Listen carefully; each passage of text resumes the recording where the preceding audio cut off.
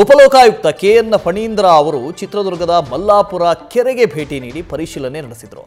ಕೆರೆಗೆ ಸೇರುವಂತ ಚರಂಡಿ ನೀರು, ಒತ್ತುವರಿ ತೆರವು, ಹೂಳು ತುಂಬಿದ ಕುರಿತು ಪರಿಶೀಲನೆ ನಡೆಸಿ ಅವ್ಯವಸ್ಥೆಯನ್ನು ಕಂಡು ಗರಂ ಆದರು. ಬಳಿಕ ಕೆರೆ ದಡದ ಮೇಲೆಯೇ ಉಪಲೋಕಾಯುಕ್ತರು ಅಧಿಕಾರಿಗಳನ್ನು ತರಾಟೆಗೆ ತೆಗೆದುಕೊಂಡರು. ಅವ್ಯವಸ್ಥೆ ಸರಿಪಡಿಸುವುದಕ್ಕೆ ಡಿಸಿ, ಜಿಲ್ಲಾ ಪಂಚಾಯತ್ ಸಿಒಗೆ 1 ತಿಂಗಳು ಟೈಮ್ ಕೊಟ್ಟಿದ್ದಾರೆ.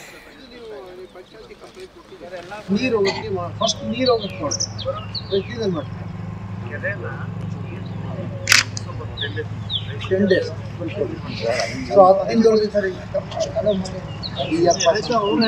ಈಗ ಅವರೇನ ಟೈಮ್ ತಗೊಂತಾ ಇದ್ದಾರೆ. ನಾನು ಬರ್ಕೊತೀನಿ, ಕೇಸ್ ರಿಜಿಸ್ಟರ್ ಮಾಡ್ಕೊತೀನಿ ಅವ್ರ ಮೇಲೆ. ಈಗ ಸುಮೋಟೋ ಕೇಸ್ ರಿಜಿಸ್ಟರ್ ಮಾಡ್ಕೊತೀನಿ. 10 ದಿನದೊಳಗೆ ಅವ್ರಿಗೆ 15 ದಿನನೇ ಕೊಡೋಣ, 1 ತಿಂಗಳೇ ಕೊಡೋಣ, 1 ಮಂತ್ ಕೊಡ್ತೀನಿ. 10 ದಿನ ಸುಮ್ಮನೆ ನಾನು ಬಂದಿದ್ದೀನಿ. ನ್ಯೂಸ್ ಫಸ್ಟ್ ನಿರ್ಭೀತಿಯಿಂದ ನಿಮ್ಮ ಪರವಾಗಿ.